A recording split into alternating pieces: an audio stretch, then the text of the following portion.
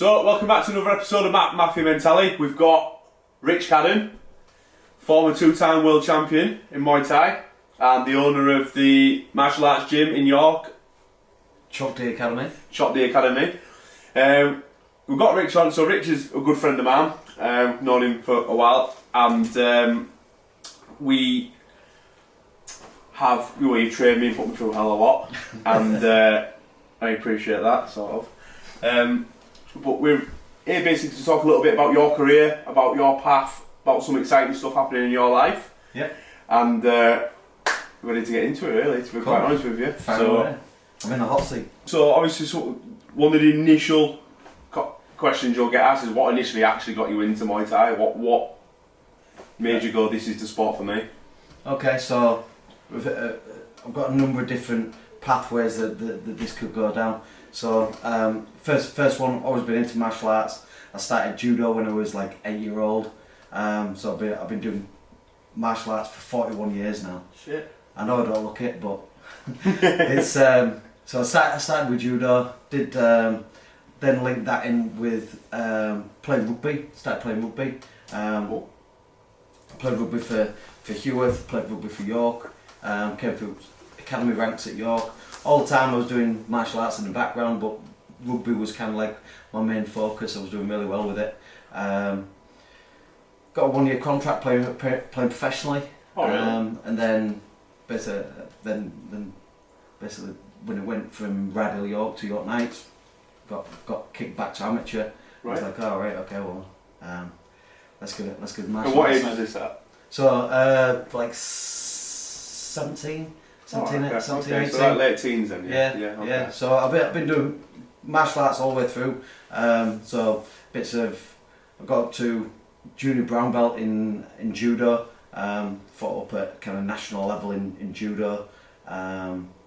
So I was in the brown belt and black belt category. Yeah. I was beating black belts and stuff like that. But the club that I was with, they didn't let me get my junior black belt because I was no good at katas. I just like scrapping. Right. Okay. So yeah, I like the rough and tumble. I like the aggressiveness. I like the competitiveness of it. And then it was around kind of 17 that I started kickboxing. Did a bit of kickboxing with Mike Clark. Did kickboxing for about 6 months, and then one day I turned up. The gym was empty. All the mats had gone. All the bags had gone. And there was a guy there called Andy Wilby, and he says, "Do you want to do some Thai boxing?" I was like, "Yeah, go on, I'll give it a go." And have you ever heard of Thai boxing from that point? Well, I started having a look around when I found the kickboxing club. I bought a VHS video. It was the Valetudo World Championships. So Valetudo is basically what MMA is now. Right. Okay. And so it was before MMA was even a thing. Oh, so Valetudo was like a 1 round, 30 minutes for a round, and within that 30 minutes is bare knuckle. You can punch, kick, knee, elbow. Then it's all your wrestling, all your groundwork, all your Brazilian jiu-jitsu, and the spot for you, that John. And the key fight to it was Marcos Ruiz from Brazil versus Oleg Taktarov. Right. Oleg Taktarov, he's now like a film star. He's into all the movies and stuff like that. Yeah. And Marcos Ruiz, he was a BJJ black belt. And on the commentary they were saying about he's a BJJ black belt. It's going to take him down to the floor. It's going to submit him. And Ruiz was like, no, we're going to stay stood up. So let's duke it out. And they had a 30-minute bare knuckle scrap, and it was fucking amazing. Was it? Yeah. Just a bloodbath, absolute bloodbath. And every time he knocked him down, Ruiz was on the floor like, "Please come down here. I want to grapple with you." And Ruiz was like, "No, stand it back up again."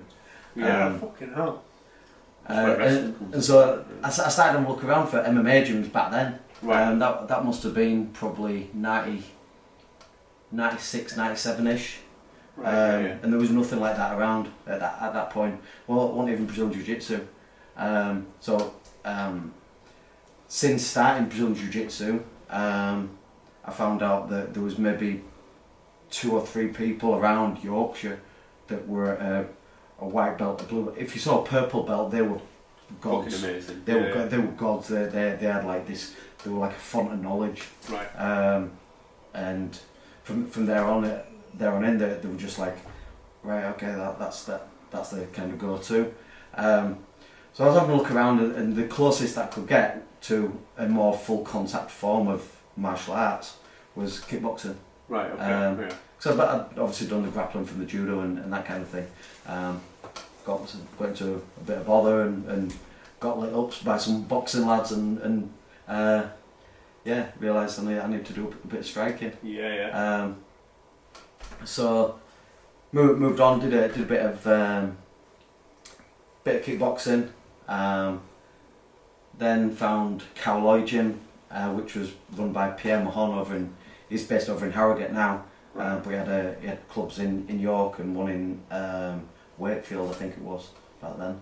And so he was kind of organising fights and that kind of thing. And then just had a first couple of fights for them.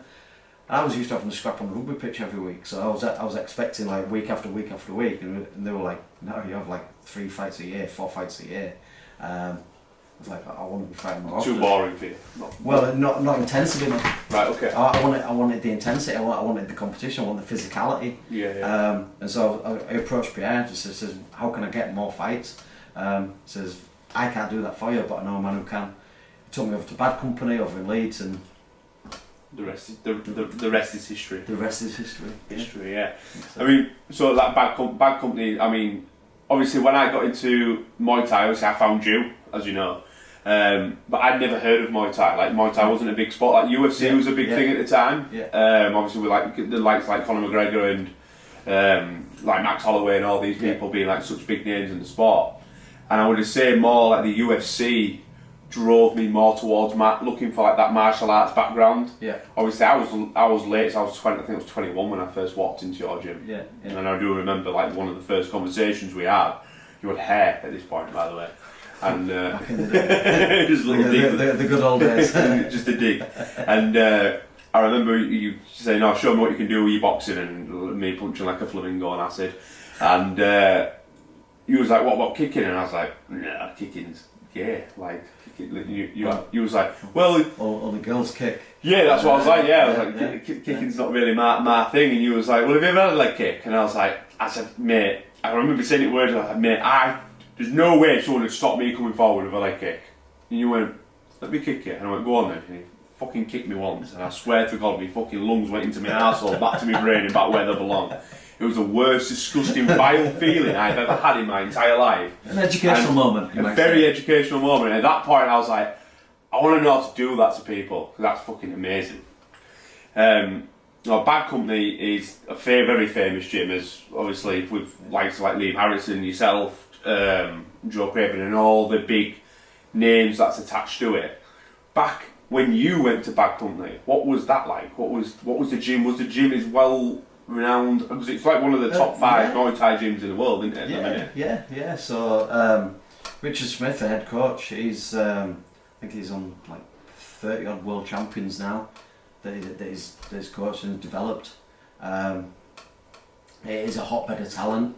Back then, we was out of a room upstairs in a church called St Aidan's down Chapeltown, and there was quite a few naughty boys that used to train there, and it was all don't talk to him, or watch out for that guy, and it was like, I was blind to it. I just walked in and I thought everyone was my mate. Yeah. And so there was no airs or graces. I just came in with zero filter. Yeah. Introduced myself to people, like shaking hands, like making friends, and everyone was sound. Yeah. It was beautiful. It was really welcoming. And even though Chapeltown, Thai boxing, aggressiveness, and blah blah blah, like it was like that. It's a martial arts gym. Like the beauty of martial arts is that everyone's really welcoming. Yeah. There's no like prejudice. Like it doesn't matter like what you look like, what your beliefs are, what your religion is, what colour your skin. Like there's none of that bullshit. Yeah. It's just like you're there to do martial arts. oh, we've got a rapport already. We've got common ground that we can talk about already. Yeah. And it doesn't matter. So walking into the gym back then, it was like, I'm a quiet lad from York. Like, There's not much kind of ethnic diversity around York. So get involved with like different people, different cultures, different ideas, different upbringings, and seeing how different people deal with all their kind of social issues and stuff like that. I mean, it's an aggressive art form. It's fighting at the end of the day. I mean, I would say for something it is an extremely aggressive background, you don't feel especially when you walk into your gym and I walked into other gyms before, like the bit before and all the socialisation, like you wouldn't guess she was in a martial arts gym. Like there's no violence before, like it's all said and done in the ring or on the pads or in the action. It is a very welcoming background, like a very welcoming background. I think a lot of people leave egos at the door because you don't know who you're going to spar against, you don't know who you're going to come up against or whatever. Which is a really interesting fact. Now I've actually only asked one question. Hey mate, it's gonna be a long. No, absolutely, Obviously, I was going to ask you another question going off what you said. So obviously with the bang, at what point then did you know? So you went down. So you started training in York. Yeah. You was happy fighting in York. You wanted more action. So they moved over to Leeds. You started fighting with Bad Company. At what point? How long into that did you say, right, this is it? This is I am becoming world champion now. Did you always have that in the back of your head, or? I was. That was probably a pipe dream. It was probably too far ahead, and I couldn't probably see that far. I just want to get involved, do some training, have some fights, and see where it went. So you just basically put your head down and went forward. Yeah. And it was like not looking for like the end goal. Yeah. It was all about kind of what's the next step. Yeah. So like pretty quickly, I've been started doing started going travelling and went up to Thailand. Went to Bangkok. When I was in Bangkok, I was walking around Khao San Road. I got talking to a couple of locals there, and they sent us down to Savorapin Gym. Okay. Savorapin Gym, like walk down Khao San Road, turn left, and it was just like a little alleyway on your right hand side. It was that's probably the most daunting experience that I had. Right. Okay. Because it's like, you know, on is it I think it's on Bloodsport. Okay. When you're walking through those alleyways in Hong Kong, and there's like real narrow snickets. There's like washing lines above. All of a sudden, people are opening the doors like straight into that alleyway. There's like stray dogs all over the place, and then there was like a little doorway. Savorapin Gym above door. Walk in, and you literally there was a boxing ring. There was some like bed kind of holes really. They were built up on the second floor, so there was like living quarters above, gym underneath, and it was literally a cut through, so you could literally cut through the gym, walk through the gym to get through to Khao San Road. Fucking hell. But from there, that's where I first met Jitty, one of my Thai coaches. I met Rajasak. Again, like all these are my kind of Thai coaches, people that I've had built a connection with over the years. And then when GT started moving around Bangkok to different gyms and coach at different places. I just stayed in touch with him and says, where are you? I'll come train with you for 2 weeks. For the people that don't know, what's the difference between training Thai boxing in England, in the West, than going to the home of the sport? What's the difference in intensity or levels? I think there's a certain intensity to it. Me and Jordan want to go to Thailand, don't we? You like we're both into ladyboys and that's it. Yeah, so we'll fight while we're there. But the thing is, it's like when you go into we train in the UK. Generally, the sessions are an hour and a half, something like that. Over there, they do 3 hours in the morning, 3 hours in the night. Right, okay. Is it more of a lifestyle over there? Literally. Well, I mean, the thing is, people could do it as a holiday, but like a 3 hour training session on a night would absolutely murder you. Like the first few days that I'm there, getting used to the temperature, getting used to the humidity, it's like crazy intense, and you're gassing out on the pads after 2 rounds, and it's hard work as your body kind of starts to acclimatise into that to that temperature and stuff. But like lad, I think we all actually we've had him on podcast. Jack Hyde. Yeah. I was speaking to him quite a lot while he was over there, and he went on like just randomly, didn't he? Just jumped on a plane and went. No planning, now on his own. Yeah. And a lot of the videos he were putting on, which still to this day I found absolutely fucking mind blowing that this goes on in Thailand. Right. That you can go into a fucking sports bar, have a few pints, and if you want a free pint, you walk into a ring. Yeah. Offer whoever who wants it, you fight bare knuckle for fucking 3, 5, or however many rounds it is, and they'll give you a pint as a reward and you go back to your table. Like, that's just a normal fucking Friday night. They should do that in Mackey's though. Yeah. On a night out. I said, you've seen the amount of money the council spend on security in McDonald's. If you just had a bare knuckle fight for a Big Mac, everyone would be happy at the end of the night. Don't need bouncers and you get fed. The thing is, it's not, it won't be bare knuckle. I like it. Funnily enough, I did that on my stag do. Right, okay. My stag do over in Thailand. Went in. I've been out drinking like from 10 a.m. This was at 10 p.m. so I was absolutely blasted. Walks into this bar. There must have been like 10, 12 of us. Walks into this bar. Starts laughing pointing at this big steroid guy getting his leg volleyed off by a 70-kilo Thai kid. And then the organiser saw us walk in. It was like, right, one of you lot has to fight. It's my stag do. Like, go in, let's get in there. Before I'm. How old were you at this point? Can I ask? 27, 28. Right. Okay. Yeah, something like that. So obviously well experienced in Thai boxing at that point. Yeah. So I've been there a while. Been doing a bit. So goes over like next thing, like everything happened really quickly. Next thing, I'm there with my hands wrapped, Thai boxing shorts on, getting gloves pulled on. I turned around, Liam was there, Liam Harrison was there. And I was like, Liam, what the hell's going on here? I was like, what have I just signed myself up for here? It was like, it's alright, just get in there and just have a bit of a rug. I was like, oh, go on then. So gets in.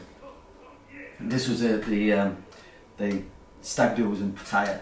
It's like it's the armpit of Thailand. It's a bit grimy there. So gets in the ring and starts doing the white crew, the ritual dance beforehand.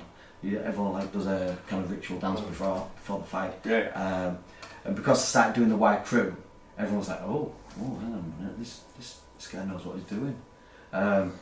And so the Thai kid on the other side of the ring has a look over and sees me doing the famous Thai boxer called Nong Toom, ladyboy Thai boxer.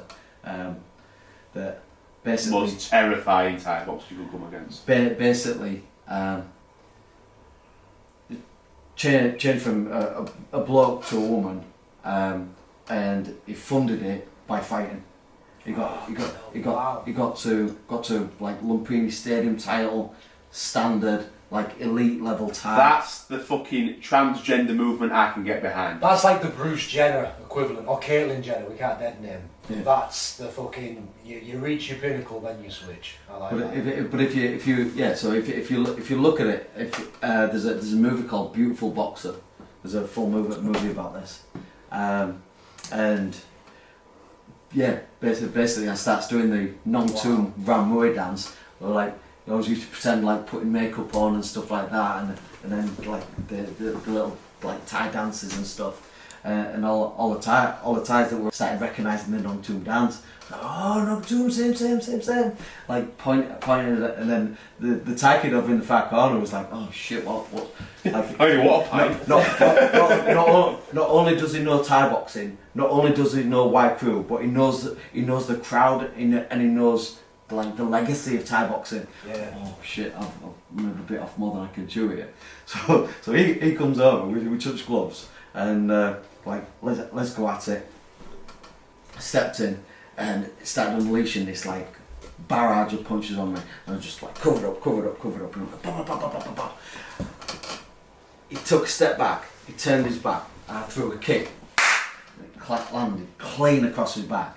Everyone's like, ooh! And with that, like, because I saw him turn his back, I knew at that point that it was no longer really a fight. Yeah. It was more of a show, like a play thing, like a pantomime. It's like entertainment. And then from there on in, we just started fucking around. I started like, trying to do like cartwheel kicks and monkey climbs and all this business. And yeah, it was a right laugh. It was a bit of a joke. But up until that point, when he turned his back, I didn't know whether it was going to be a proper fight or not. Yeah. I didn't know whether he was going to try and knock my head off. Yeah. And so it was that kind of what's going to happen here. Fuck it, it's a bit of fun. So like let him hit me first, and let's just gauge the power here. Gauge and see what the game's about. Yeah. I find that fucking baffling. Brilliant. I tell you what though, it will remove so many egos in town though, won't it? You know when you get them outside fucking reds and that mouthing off at people. Mate, like I get bored of it. Yeah. Well, yeah. I get bored. Like people scrapping on the street is boring. Yeah. Like it pacifies people's ego, but at the end of the day, like what you're really going to do, you're just going to get yourself in bother. Well, yeah, I mean, and then you need 10 Sambuca shots and fucking hell, the fucking old lady was in my frame could knock me out, you know what I mean? So anyone that's done any degree of combat sports is just like, what are you doing? Like, step back. One shot, done, falling over. But then, the thing is, if they fall over, they crack their head, you never know what's going to happen. Well, that's it, you're just in prison, aren't you? Street, aren't you? Yeah. So, it's like, it doesn't even raise my heartbeat now. No. Well, it should, but it won't do, especially No, at the fucking at the level. You know what I mean? You're not fucking fighting your stack do against doing a ladyboy that. Fuck that. Just said it. Feel like finish that. Yeah. Finish that off, mate. Finish that off. Not doing the ladyboy dance. Doing the ladyboy dance. Yeah. Thank you. So this is a good question, and then I'll probably do a couple more of these, and we'll move on to a little bit more like psychology, sort of brain stuff. Yeah. So obviously, the good question for me as well is like, what was the toughest fight of your career? What was the toughest fight? It don't have to be like what was the camp like? What was that? Everything running up to it? Because I know from like your point of view, like you could have like the shittest camp, but have the easiest fight, and you could have the greatest camp and the worst fight. You know, so many things, so many like cocktail of problems. Well, what did you learn from that? You know, do the best with what you've got. Right. Okay. Do the best with what you've got. You go in there, you roll the dice, see what happens. Yeah. I mean, I've had loads of like crazy tough fights where, on paper, I should have lost. Right. Okay. I think I gave away fight experience pretty much all the way through my career.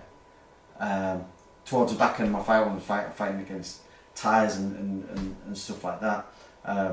I was on like 50, 60 odd fights, and some of these guys had like 200 fights. Wow. I think it was only the last couple of fights where it was kind of more on an even keel. Yeah. So probably the scariest one was Ashley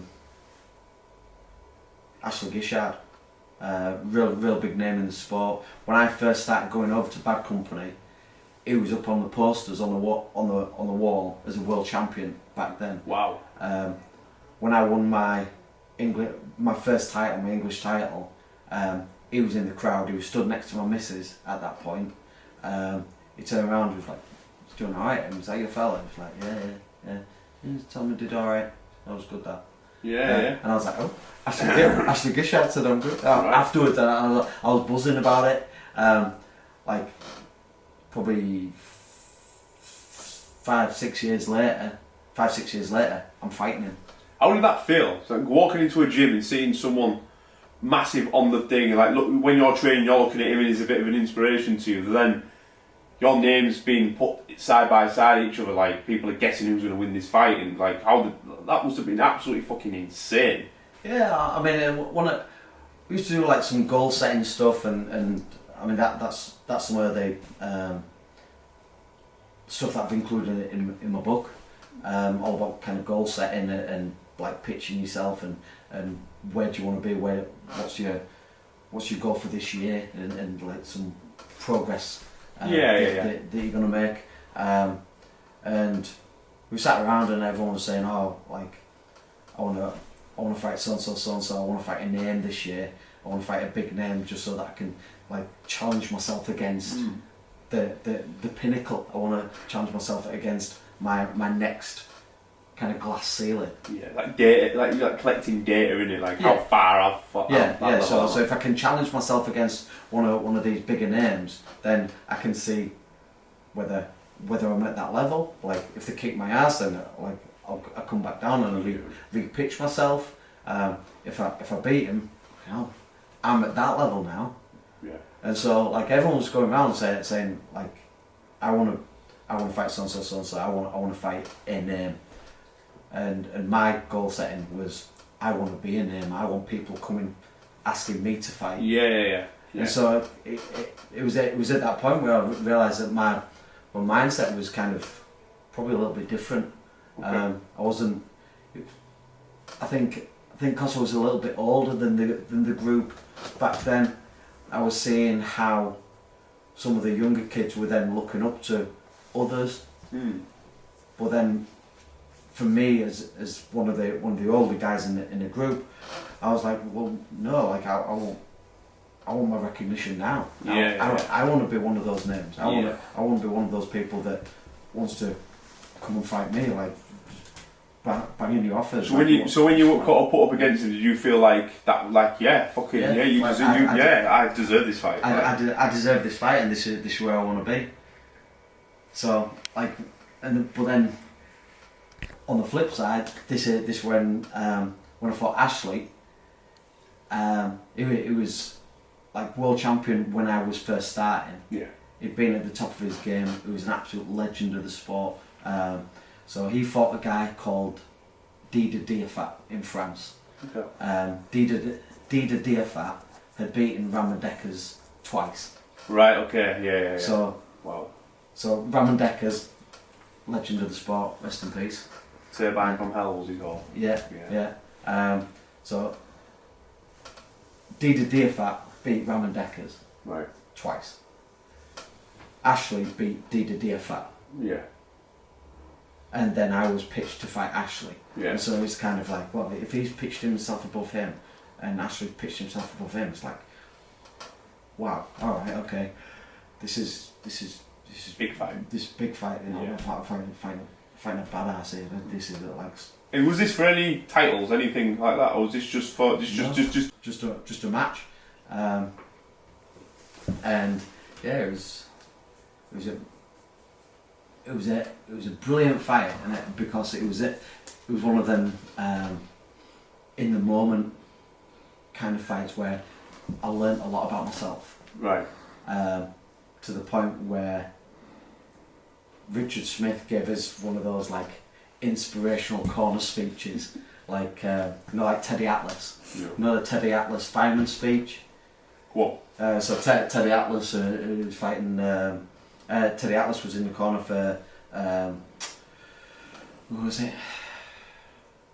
Brady, I think it was, and who was saying, you got to stay there. You got to stay in the pocket. You can't be scared. You're a fireman. You're like, we face the fire. We face the fire. We step into the fire. We extinguish your flames and all this business. You'll be able to find it on YouTube. It's an amazing story. When I fought Ashley, I was absolutely shitting myself. First round, I've been really tentative, popping my jab out, using my push kick, avoiding the fight, not really engaging it, and just being tense. Smithy could sense how tense I was and that I wasn't really engaging in the fight. And at some point, you have to pull the trigger. Yeah. And it was in the corner. He turned around and he says, "Look," he says,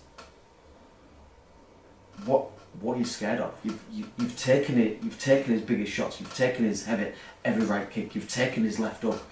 Like that. Those are his danger shots. You've taken those now. You don't need to be scared of it anymore. Yeah. I want you to believe in yourself."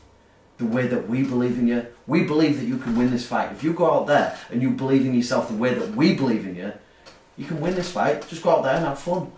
Well, kick his ass. And it was like that. Fucking hell. Alright. Go on then. Yeah. Alright. Alright. Yeah. I was like that. Oh, okay. Maybe I do need to believe in myself a bit more. Yeah. I went out and it was like all of a sudden, all that pressure had gone. All that pressure was released. And I could be the fighter that I wanted to be, like I am in the gym. Like we were talking about on the arousal curve, when we're pushed into too high a stress. Not that sort of arousal curve. No, I get you. No, thank you for clearing that up. Yeah. That's fine, yeah. When we're getting into too high a stress, all of a sudden your performance plummets. Yeah. If you can wind your stress back, that's when you're going to hit your peak performances. Yeah. So when you hit that peak performance, it's like, oh right, okay. And this is why you see some people that are really good in the gym, but then crap when it comes to fights in front of a crowd because they get too nervous about the people that are watching and what they think, rather than doing the stuff that they know that they're already good at in the gym. Yeah. And it was at that moment that I realised that maybe I can do this. Maybe I can do all these things. Would you say with Muay Thai and all these other styles of fighting, would you say that it's more of a respect thing than a psychological warfare? Because you go in a lot of the boxing and MMA and stuff, and it seems like most of the fights are already done with when they get inside each other's head. Whereas with the Muay Thai and all this other fighting, it seems like there is so much more of a respect and a humbling side of things to it. Yeah, you don't really seem to be in each other's face at war and stuff. I mean, it's kind of frowned upon to be kind of trash talking. It's like lower level kind of mentality, lower level behaviour to get drawn into trash talking and stuff like that. And so there tends not to be that trash talking. That's it, yeah. But from a kind of respect thing, like when push comes to shove, you have to. Your mouth's writing checks that your body can't cash. If you're going in there, you're talking a lot of shit and then you can't back it up, then it's going to make it look like a radio cat. Absolutely, yeah. So you have to be able to back up everything that you say. And the beauty of it is that if you don't write those checks beforehand, then it's like, well, let's see that let the chips fall where they may and sit and see how well I do. That's actions are speaking louder than words. It could be like arguably like we have had discussions before because like I'm sure even like Dana White and like Joe Rogan, like how Muay Thai is one of the biggest growing sports in the world, like because it's just a bloodbath. It's literally like people get bored of the UFC because a lot of your Khabibs and your big like fucking Dagestani guys are really good heavy wrestlers and they take everything to the ground and they control the fight from the ground. Don't get me wrong, that's how you win the fight and no one's better than them at doing it. But from a spectator's point of view, you're like, I want to see someone get fucking sparked. I want to see a head kick. I want to see someone's legs get popped out from underneath them and stuff. I suppose this is what kind of power slap entertains. Yeah, but I think from like a sport perspective, the thing that I don't like about power slap is that they're just literally there and it's a test of your toughness. Yeah. Okay, so there's no real skill in it. But in the grunt of war, like from like the Muay Thai side, like, it's more grunt of war. It's like, who's like, I can't remember. It's something you tried to drill into me ages ago and clearly it never worked. It's called Root Muay. Yeah. Root Muay. Show no fear, show no pain, show nothing. Just don't matter what they throw at you, what you get hit with, you just, that's it. Poker face all the time, no matter how tired you are. Yeah. And like, because there's no trash talking in Muay Thai, there's trash talking in boxing, so much trash talking in boxing, UFC, they sort of like this massive grown sport, but because it's a respect thing in Muay Thai, like you're there to show what you can do in the ring. Yeah. It makes, I don't know, just how it gets the spotlight drawn away from it a lot. I don't. Well, I mean, like so Roop is all about your composure. It's about how well you can hold position and not flinch. Right. Okay. So this is when it starts getting into all the kind of brain science stuff. When you start getting into your fight or flight instincts and that kind of thing. So if you flinch, then you already lose it. So this is when programming comes in. This is why training, like having the right amount of training, is really important, and what the training stimulus is. So it's like, it's not a case of just getting in there and knocking 10 bells out of each other. You have to recognise when you're flinching, when you're shitting yourself. Yeah. So how can you stay composed? How can you stay calm under fire? Yeah. Then you're going to start trusting the technique. So rather than flinching and pulling away, you can parry and fight back. Yeah. And you do that thousands and thousands of times, so you make it automatic. Yeah. That's what Roop is about. Right. Okay. So it's about kind of physical base, physical balance, but also your mental balance as well. Like how much are you, how well are you staying composed? Yeah. Or you're just getting really giddy and just throwing loads of shots and just trying to outwork the other person. Yeah. No, it was. I just remember it. I remember it like it being a very highlight thing of my, like any training I've done with you. It was how disgusting it was, to be quite honest with you. Well, yeah. Well, one of my trainers famously says, like, no pain, no Muay Thai. Like, you have to be able to deal with pain because that's part of the process. But if you can learn to control that, well, controlling those flinch reflexes and things like that, you learn to trust the technique, and you learn to trust your block and parry defense, and then learn how to tighten up and parry and fire back and everything else. This is how it starts. This is how you maintain your root. Right. One thing, like when you're talking about pain, it's like how well can you mask it? Yeah. How well can you wear that poker face? How good is that sponge? Yeah. I'll soak up that fucking. I want to cry. It's not. It doesn't hurt. Like, and then when you understand that pain doesn't hurt, all it is an electrical signal going on in your body. And when you can rationalise it as an electrical signal going on in your body, then it's no longer looking at it through the emotional glasses. Yeah. So if you're wearing emotional glasses, then you get a signal, you wear your emotional glasses, you recognise it as pain. If I ever get done for domestic abuse, I'm having you in court with me. Explain what you just said to that judge there. It's not pain, it's electrical fucking signal. So is an experiment. Yeah. So imagine clap your hands together. Clap your hands together again. Clap your hands together. Harder until it stings. Yeah. So all it is a signal going on. You recognise that it's harder, but not necessarily. You're not interpreting it as pain. Now the thing is that different parts of your body have a different degrees of nerve endings and those pain sensors and stuff like that. Yeah. So if you can, we're used to being dexterous. We're used to using our hands, but people aren't used to having their faces slapped. No. Well, if you get used to your face being slapped, then it's just a signal. Yeah, makes sense. It does make sense. So this is part of the process where you go through these kind of micro traumas. And when you see it as a micro trauma, you see it as a little bit of an experience to say, bam, oh, that's what a good left hook feels like. Right, okay, right. We don't need to go through that too many times because I now recognise that one-off instance is enough to get the discipline to get my block up. Yeah. One thing I've always wanted to know, Rich, like genuinely, whenever you meet a new fighter or you start training someone new, is there a noticeable difference to someone who's passionate about fighting, who wants to be a fighter, and someone that's had a bad upbringing and they're using it as an outlet? And I only say that because I saw an interview a long time ago with Mike Tyson saying the one thing he'd never want his kids to do is to be fighters. Yeah. Because he was born a fighter, he had to fight. He said Yeah. he'd never want anyone to go through that. All the best fighters have to fight. You're either born into the fighting to become a great fighter, or you have that passion to do it.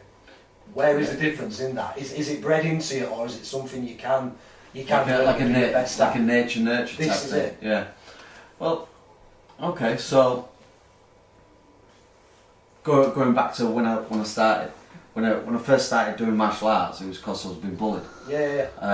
And I had a couple of, well, they're not mates, they were just shitty people around me that were violent, that were aggressive, and yeah, they used to fill me in.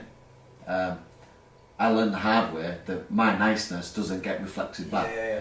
But what I do see is that my niceness is my karma, their behaviour is their karma. And so being able to separate the two means, right, okay, well, I may be nice, but I need to have an edge. And if I've got an edge, then the nasty guys out there are going to take advantage of my kindness, are going to take advantage of my niceness. Yeah. And the only thing they'll have is being nasty. Yeah. So it's like, you're gonna be a bit of a dickhead. All right, okay. You do you.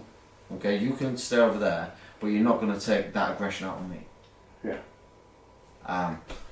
It's like you can be aggressive, right? Okay. Oh, you're squaring up to me now. Oh, now we're getting physical. All right, okay. You wanna get physical? Let's go.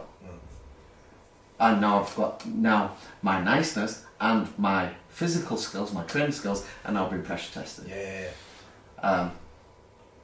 I've had quite a few of these situations Yeah. because I didn't learn my lesson the first time,